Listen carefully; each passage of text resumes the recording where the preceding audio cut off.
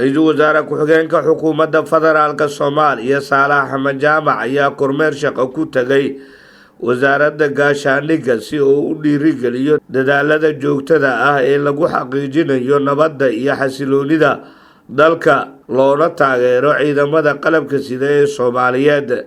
Mudane Saalax ayaa waxaa soo dhaweeyay wasiirka gaashaandhigga Xukuumadda Federaalka Soomaaliya Cabduqaadir Maxamed Nuur Jaamac iyo saraakiil sare ee wasaaradda, isagoo warbixin ka dhageystay mas'uuliyiinta wasaaradda oo ka warbixiyay horumarka laga sameeyay tababarka iyo qalabaynta ciidamada iyo sidoo kale caqabadaha ku horgudban dadaalada lagu xoojinayo amniga qaranka.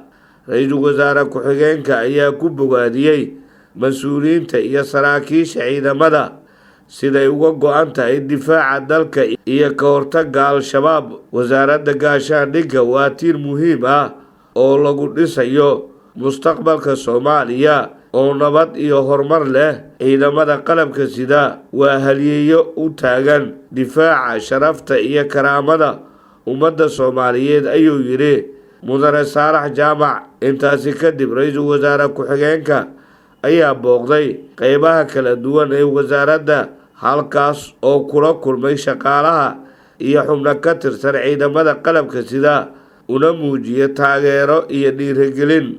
Booqashadan ayaa qayb ka ah dadaalada xukuumadda federaalka Soomaaliya ee ku aadan xoojinta xiriirka ka dhexeeya hay'adaha dowladda iyo hubinta in howlaha qaranka lagu wado si hufan oo waxtar leh, iyadoo diiradda la saarayo dhisidda dowladnimada iyo sugidda amniga dalka.